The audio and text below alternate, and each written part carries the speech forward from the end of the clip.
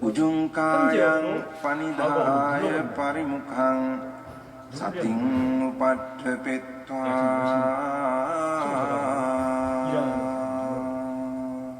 그러니까 길이 다른 거죠. 윗바사는 소사토 아스사티. 불법승 삼보라고 하죠. 불법승 삼보, 부처, 담마, 상가. 그래서 테라와다에는 부처의 날, 담마의 날, 상가의 날 다 있어요. 붓다의 날, 담마의 날, 상가의 날. 뭐 한국은 부처님 오신 날밖에 없죠. 대승권에서는 어떻게? 난 대승권에서 담마의 날, 상가의 날은 못 들어본 것 같아요. 삼보 사찰은 들어봤는데, 그죠? 초하루 보름은 있습니다. 그죠. 초하루 보름은 열 가지. 포살은 다 있죠. 성도들이 그런 건 이제 매일 이제 달달이 있는 거라 뭐.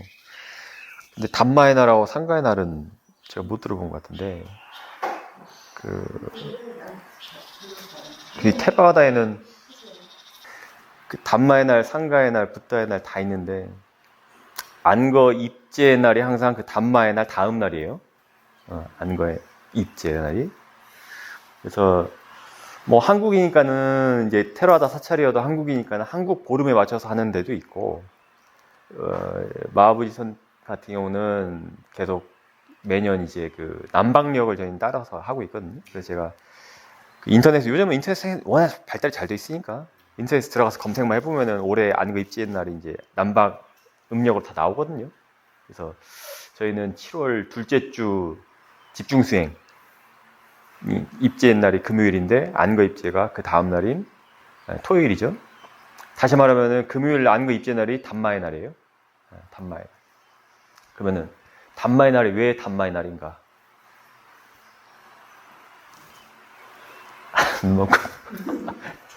상수제자께서 아라한이 되신 날이 아니었나요? 그렇지. 그렇지. 이 정도 공덕이 돼야 이제 회장님이 되시는 겁니다. 저도 알고 있었는데 부족합니다. 헷갈릴 정도의 방법밖에 안 그렇죠. 부처님께서 처음으로 법을 설하신, 사실 오피셜 그러니까 뭐라고 할까? 사실 맨 처음 법을 설하신 건 아니죠. 맨 처음 법을 설하신 거는 그 가는 도중에 한 사람을 만나서 법을 설해주지만 그 사람이 인연이 없어가지고 뭐 그럴 수도 있겠죠 하고 떠나요. 그냥 법을 귀담아 듣지 않고. 근데 나중에 이제 귀를 하는. 어쨌든 이제 초전 법륜경을 처음 이제 설하셨고, 상수제자가 아직 안 계실 때죠. 최초 오비구에게 이제 법을 처음으로 설하신 날이고, 초전 법륜경을 설하신 날이어서 이제 담마의 날인데, 사실 그게 좀 뭔가 좀 기준이 다르긴, 좀 애매모호한 부분이 있어요. 어떤 데서는 담마의 날이라고 하고 어떤 데서는 상가의 날이라고도 해요. 왜 담마의 날이라고 하는 이유는 초전 법륜경 처음으로 법을 설하셨기 때문에 담마의 날이라고 하고, 그리고 최초로 오비구가 구성이 돼서 상가가 구성이 됐기 때문에 상가의 날이라고도 주장하기도 하고 그래요. 제가 그 태국에서 교학 공부할 때는 분명히 상가의 날이라고 배웠는데, 나중에 한국에 와서 테라와다 스님들 하는 거 얘기들 들어보고 또 담마의 날이라고 또 해요. 그래서 제가 위키피디아에 또 검색을 해보니까 또 담마의 날이라고 또 돼 있어요. 그래서 또 뭐 이런저런 이유가 있겠구나. 상가의 날도 반대로 또 그래요. 상가의 날도 그 1250비구가 모였기 때문에 상가의 날이긴 한데, 또 어떻게 보면 그날 처음 부처님께서 그 파티모카, 그러니까 비구 227개를 대신해서 그 공중제약 뭐죠 그게? 7불 통계계를 처음 설하신 날이거든요. 오와다 바티모카를. 그래서 또 그게 또 담마의 날이 또 되기도 해요. 하여튼 이게 원래 불법성, 그러니까 이게 불법성 삼보랑이 뭔가 고정되어 있지 않아? 아까 우리 이게 은색이 고정되어 있는 것처럼 그게 아니라 항상 오픈되어 있다고. 근데 사실 제가 서두를 이렇게 길게 늘어놓은 이유가 그거였어요. 아까 원래 그 어떤 한국 스님이 그 블로그인가 어디다 글을 올리셨는데, 제가 그거 보고 참 어떻게 또 이렇게도 생각할 수 있겠구나 들었던 게, 스님들이 이렇게 법문을 하려면은 최소 그래도 듣는 사람이 5명 이하는 돼야 한다는 거야. 5명.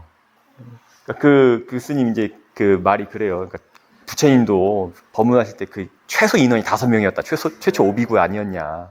그래서 또 그래. 나름 또 이렇게 생각하실 수도 있겠구나. 근데 뭐 5명이든 1명이든 여기 뭐야 1명이 듣고 계시면은 또 그것도 나름대로 좋아요. 그만큼 천신들이 앉을 자리가 늘어나니까. 오늘 말씀드리고 싶은 주제는 제가 사회도 그 본문을 이렇게 정리를 잘 해놓은 거사가 있어요. 그 거사가 이렇게 정리를 해가지고 어웨어니스 툴박스라고 이렇게 정리해놓은 파일이 있거든요. 그게 파일이 한 500개, 600개가 넘어가요. 그러니까 지금 이게 201번째 파일인 거죠. 이런 식으로 짤막한데 주제는 이제 보면 자, what is the object? 그러니까 대상이 무엇인가? When you ask the question, which is the object, what is the object? 대상이 무엇일까? 무엇이 대상일까? 대상이 무엇인가? Whatever the mind is aware of becomes the object. 그러니까 마음이 아는 것은 다 대상이다. 알 수 있는 것은 다 대상이다라는 말이죠. 대상이 무엇인가라고 했을 때. 그러니까 알아차림을 당하는 것, 알물 당하는 성질이 있는 것은 다 대상이다. 대상이 우리가 뭐 이렇게 보이는 거 이렇게 정해놓고 그런 것이 아니라 가장 그냥 포괄적인 개념 딱 하나. 가장 모든 것을 포괄하는 정의라고 한다면 그냥 알물 당하는 것. 그렇게 되면은 이 차원이 이제 무궁무진해지는 거예요. 넓어지는 거예요. 차원이 이제 보는 마음 차원에서 아는 마음 차원으로, 아는 마음 차원에서 지켜보는 마음 차원으로, 지혜의 차원으로 넓어질 수가 있는 거예요. 근데 대상은 무조건 육근경식 딱 이렇게 정해놔버리면 이제 벗어날 수가 없는 거죠. 그렇게 시작을 할지라도. 그렇기 때문에 가장 힘이 들어가지 않은, 가장 때묻지 않은 정의라고 할 수 있어요. 알물 당하는 것이 대상이다. 자, 그렇다면 이제 그걸 가지고 제가 이제 보면 자, if the mind is excited, 만약에 이제 예를 들어서 마음이 이제 좀 흥분돼 있어. 그러면은 그 흥분된 그것이 그 마음이 that is the object 대상이라는 거예요. 그렇지 알아차림을 당할 수 있기 때문에 그렇게 됐을 때 어떤 현상이 벌어지는가? There is the observer 관찰자와 and the experience of being excited 흥분되고 있는 상태가 두 개로 분리가 된다는 거예요. 즉 앞에서 일어나는 현상은 뭐예요 지금? 흥분된 마음 상태지만 그것이 있고 그것과는 따로 별개로 뭐가 있다? 관찰자가 생긴다라는 거예요. 즉 대상이라는 것이 무엇인가? 알물 당하는 성질이라는 그 정의에 따라가면은 그것이 능숙해지고 익숙해지면은 어떻게 된다고? 앞에 현상은 현상이고 분리돼가지고 앞에 현상은 현상이고 그것을 알아차리고 있는, 지켜보고 있는, 관찰하고 있는 마음은 또 따로 있다는 거예요. 두 개가 분리가 된다. 그렇게 되면은 이제 뭐가 돼요? We are no longer excited. 더 이상 그러니까 내가 흥분돼 있거나 들떠 있지 않게 된다는 거죠. 왜냐하면은 그 들떠 있는 건 들떠 있는 거고, 그건 관찰 대상으로서의 그냥 들떠 있을 뿐이지, 들뜸일 뿐이지, 내가 들뜬다. 나하고는 별개라는 거죠. 우리가 we are not the excitement. 우리가 그 일어나고 있는 현상 그 자체가 아니라는 거예요. 다음은 이제 뭐 이제 마지막 결론 부분인데, once we realize what the object is, we become the observer. 그러니까 대상이 무엇이다, 대상이라는 거 무엇이다. 그러니까 대상을 무엇이다라는 걸 안다는 것은 사실 지금 그러니까 대상이라는 것이 지금 대상을 잡을 수 있다는 것도 되고요. 더 깊이 들어가면은 대상이 왜 대상이 되는가, 왜 대상화되는 과정이 있는가도 더 깊은 차원에서 이제 알 수 있다라는 거예요. 그런 지혜들이 깊어지면 깊어질수록 이게 더 대상이 뚜렷해져요. 대상이 된다. 그러니까 뚜렷해진다는 게 한 가지 여기 또 짚고 넘어가는 게 뭐냐면은 알아차리는 것이 명료해지고 막 분명해지고 그걸 말하는 것이 아니에요. 물론 그것도 있어요. 분명한 알아차리고 명료한 알아차림. 또 경에서 보면은 막 분명하게 알아야 한다 이런 말 막 많이 나오잖아요. 분명한 암. 그래가지고 막 알아차림이 막 딱 분명해야 한 느낌만 그것이 지금 사실 그렇게 되면 수행한다는 느낌도 받아요. 그치 이게 수행하는 거지. 근데 지금 그걸 말하는 것이 아니에요. 분명한 여기서 말하는 그 대상과 마음의 관계를 분명하게 안다는 것은 그 느낌, 그러니까 분명한 느낌을 말하는 것이 아니라 그치 분리된 것을 말하는 것이고 알미 계속 지속되는 것이에요. 그렇기 때문에 알미 지속될 때는 분명한 암도 있지만은 흐리멍텅한 암도 있어요. 흐리멍텅한 암은 뭐냐면은 그냥 제가 그 과거에도 말씀드렸지 경에 나와 있듯이 추수를 마친 목동이 그 양들이 잘 있는지 없는지 그냥 흘끗흘끗 보듯이. 그게 지금 여기서 하고 있는 그냥 공간성으로 그냥 들어온 대로 힘주지 말고 그렇게 알아차리는 거. 제가 과거에 마시 수행을 하는 스님하고 한번 법담을 나눈 적이 있어요. 그래서 그러니까 그 스님이 마시 수행을 하지만은 그렇다고 또 그 스님이 하는 것이 마시 수행 전체를 대변한다고 할 수는 없어요. 하지만 어느 정도 참고 차원에서 말씀드리자면 제가 이런 질문을 했어요. 마시 수행에서는 명칭을 붙이는데 스님 저는 그 명칭의 효과에 대해서 좀 스님께 궁금해서 여쭤보고 싶습니다 라고 여쭤보니까 그 스님이 뭐라고 하시냐면 비유를 드셔요. 명칭을 붙이는 게 마치 그 태권도를 할 때 기압을 넣잖아요. 그거랑 같다는 거예요. 정신 일도가 딱 된다는 거예요. 하듯이. 그래서 명칭을 붙이면은 알아차림이 딱 이렇게 명료하게 된다 그거예요. 일리가 있죠. 그러니까 그렇지. 그러니까 수행이 된다는 느낌이 확 받는 거예요. 그러니까 그게 방금 제가 말씀드렸듯이 알미 명료한 그걸 말하는 거예요. 근데 그게 있으면은 그 반대인 알아차림도 할 수 있어야 돼요. 근데 그 명료한 것만 하게 되면은 그것이 안 될 때 어떻게 되냐면은 이제 패닉이 올 수가 있어요. 수행이 안 된다고 이게 생각이 될 수가 있어요. 사실은 알아차림이 있는데 뭔가 흐리멍텅한 알미야. 그러니까 흐리멍텅하다는 게 모아가 아니라 되게 알미 가볍고 힘이 안 들어가기 때문에 자연스럽기 때문에 이어지는 그냥 내가 하는 알아차림이 아니라 의도가 완전히 빠져버린 순도가 완전히 그냥 아무것도 붙지 않은 그런 순수한 알미거든요. 근데 그 순수한 알을 지금 경험을 했어. 예를 들어서 이렇게 명칭을 붙이다가 그걸 경험을 했어. 그럼 지금 우리 수행자들은 바로 딱 듣고 아시죠? 지금 어떻게 그 사람의 지금 수행이 어떻게 된 거예요? 진보가 된 거죠. 근데 오히려 그 사람은 반대로 생각해서 수행이 거꾸로 됐다고 생각해요. 왜? 그 명료함이 없기 때문에. 뭔가 기압을 듯이 이렇게 해야 하는데 그게 없기 때문에. 그러니까 다시 어떻게 돼요? 다시 원점으로 돌아가서 원래 하던 것만 계속 찾게 된다. 그러면은 이게 뭐가 되냐면 이 차원이 이제 벗어나지 못하는 계속 그 1차원 안에서만 계속 그냥 머무르게 되는 거예요. 그러니까 마음이 공간성으로 열리지가 않아요. 마음이 공간성으로 열리지 않을 때 가장 얻지 못하는 이익이 뭐냐면은 수용성이랄까? 상대방에 대한 이해심, 배려심, 자비사 같은 그런 마음들, 사무량심 그런 것이 자연스럽게 구현이 안 돼요. 자연스럽게. 타인을 받아들이고 자타가 구분이 안 되려면 일단 타인을 받아들이는 게 먼저 돼야 하거든요. 타가 내 안으로 들어왔을 때 일단 그것이 먼저고 거기서 그거 다음에 이제 자타가 이제 구분되는 것이 벗어나는 것인데 그게 안 된다니까. 계속 너는 너고 나는 나야. 이게 항상 이 관계. 그러니까 몇 달을 보낼 때도 어떻게 상대한테만 보내는 거예요. 몇 달 여기서 일으켜가지고 너한테 보는. 그러니까 인위적인 메타가 되는 거예요. 항상. 물론 수행 초기에는 그렇게 하는 것도 필요해요. 근데 수행이 진보가 됐잖아요. 지금 제가 말하는 지금 스테이지는 진보된 상태를 갔을 때 대처하는 방법을 말하는 거예요. 그때는 넘어가야 돼요. 근데 넘어가지 못하고 사실 거꾸로 돌아와. 그러니까 지금 마음을 볼 준비가 돼 있고 신수심법이어가지고 몸을 막 보다가 수를 보고 심으로 넘어가고 법을 볼 상태가 됐는데 오히려 지금 수행이 퇴보됐다고 해가지고 다시 몸으로 돌아가 버린 거예요.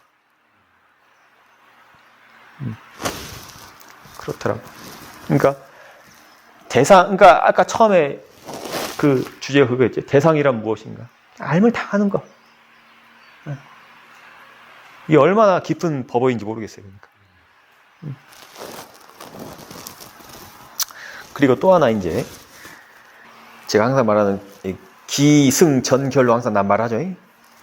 이게 한글로 이제 정리를 좀 해놓은 거예요. 기 대상이란 무엇인가? 승 전 결 이제 이렇게 좀 써봤는데 두서없이 썼어요.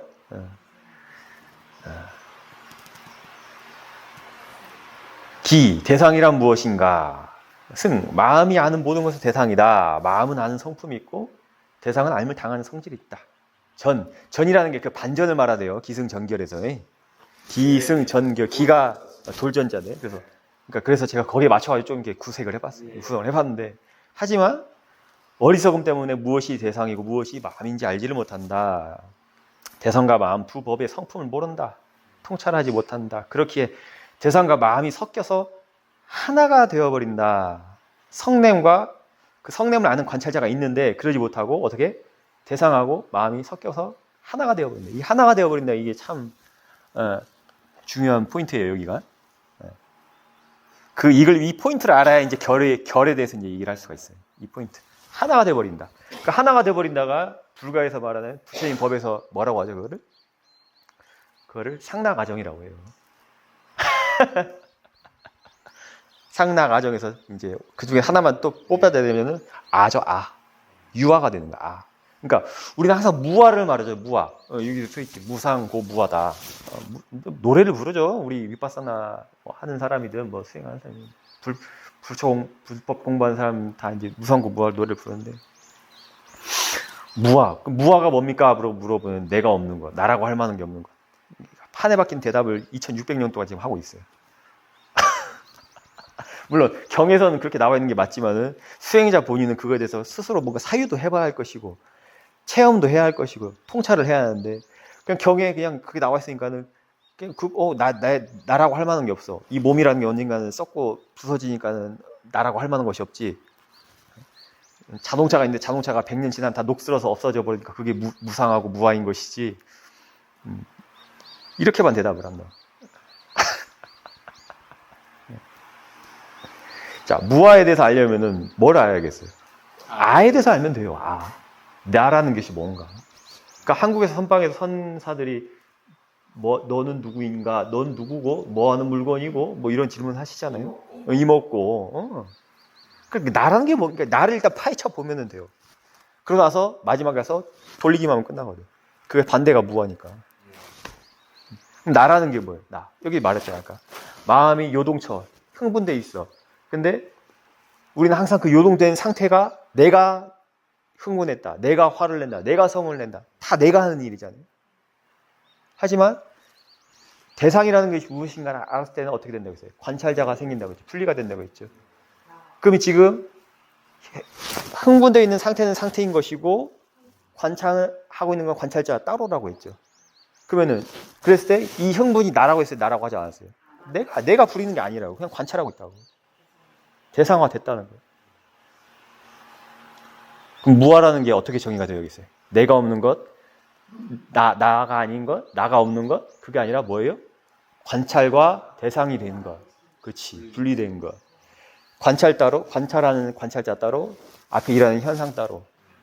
그리고 현상과 그것을 아는 그 관찰자 사이에 텀이 있는 것, 공간이 있는 것. 그것을 무아라고 하는 거예요. 아시겠죠? 그러니까 무아라는 게 아까 제가 무아를 다른 데서, 그러니까 보통 어떻게 자동차가 100년 지나면 녹으니까 그것이 무상하고 무아이다. 엄청난 차원이지. 완전 다른 세계를 얘기하고 있죠 지금. 이 깊어요 무아라는 게. 그래서 엄청 그렇게, 그러니까 무아를 체득하고 분명히 이해하려면은 이 분리되는 게 먼저 돼야 돼요. 대상과 마음이 보는 것과 아는 것이 분리가 돼요. 아는 마음이, 그러니까 오늘 법문이 어떻게 뭘로 귀결이 됩니까? 아는 마음이 무아로 귀결이 되는 거 아니에요 지금? 여러분 지금 아는 마음이 그 정도의 힘이 있다고 생각하시면서 아셨어요? 그러니까 대상화가 무아다. 그러니까 앞으로 이제 무아가 뭡니까? 라고 물어보면은 어떻게 대답하면 좋겠어요? 대상과 마음입니다. 네. 좀 아리송하게, 좀 나만 아는 것처럼 좀 상대방 좀 아리까리하게 대답하고 싶어요. 뭐라고 하면 될까? 둘이 되는 것이 무아다. 보세요. 자, 그러니까 이게 법이라는 게, 법의 조사가 참 재밌는 게 뭐냐면은 계속 이어져요. 봐봐. 하나가 둘이 되는 것이 무아다. 근데 그거는 근데 또 불이라고 했잖아. 둘이 아니다라고 했어. 그렇지. 그러니까 이런 식으로 계속 조사가 되는 거. 이게 어떻게 이어지는 것이지? 하나에서 둘이 되는 것이 무아야. 근데 둘이 아닌 것이 또 무아야. 둘이 아니다. 무경계. 알기만 하는 거. 그렇지. 그러니까 알기만 하는 건데, 자, 불이라는 게 어떻게 지금 스스로 한번 사유를 해보시겠어요? 대상과 방금 타입. 마음의 응. 분리가 없다. 대상과 마음의 분리가 없다. 예, 음. 알기만 하는. 알기만 한다. 그때 아는 것은 누가 아는 거예요? 아는 것이 아는 것. 아는 것이 아는 것이다. 그땐 지혜가 한다고 하는 거예요. 지혜가. 지금은 일단은 뭐부터 무아라는 거 뭐지다? 하나가 아니라 하나가 둘이 되는 것이다. 뭘로? 관찰된, 그렇지, 마음으로. 즉 관찰자와 체험과 관찰자로 이렇게 그 견해만 바뀌는 거예요. 견해가 바뀌지 않았을 때는 붙여 있어요 항상.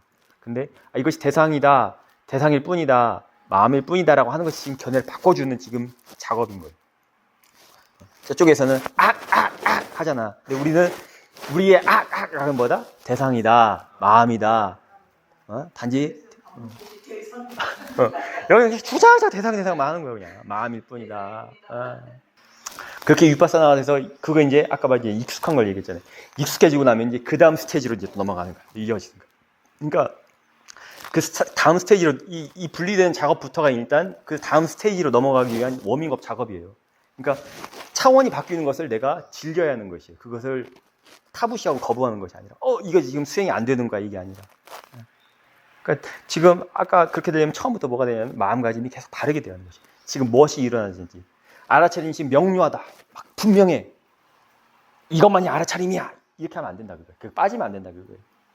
그래 지금 알아차림이 지금 뭐 좀 힘이 좋은가 보다. 지금 힘이 못한다. 지금 좀 힘이 빠졌나 보다. 힘이 좋으면 힘이 좋은 대로, 힘이 빠지면 힘이 빠진 대로 알아차리는 것이 중요한 것이지 힘에 포커싱 되면 안 된다. 힘에 포커싱 된다는 것이 이미 현상에 딱 달라붙은 거예요. 관찰자가 안 돼요. 그러면.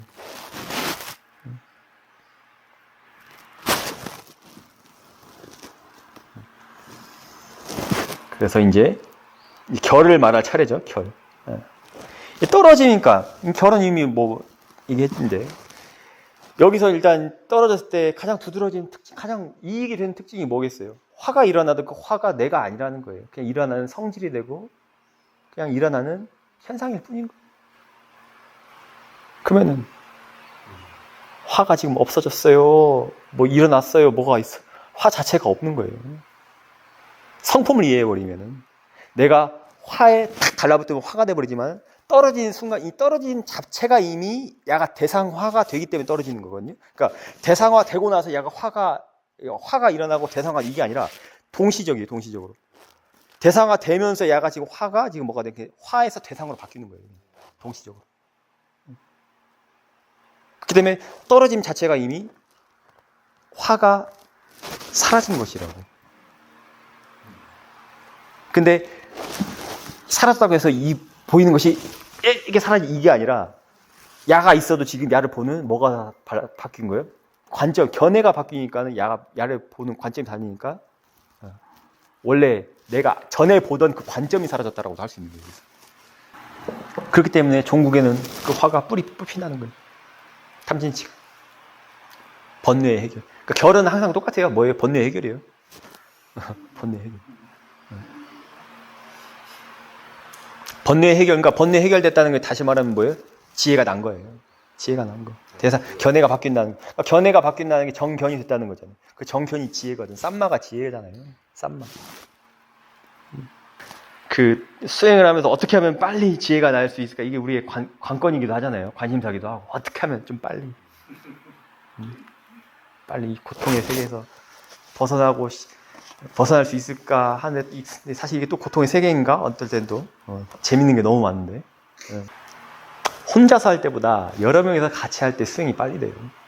번뇌를 미세한 번뇌 있잖아요. 그 미세한 그러니까 수행이 빨리 진보되는 비법은 있긴 있어요. 딱 하나.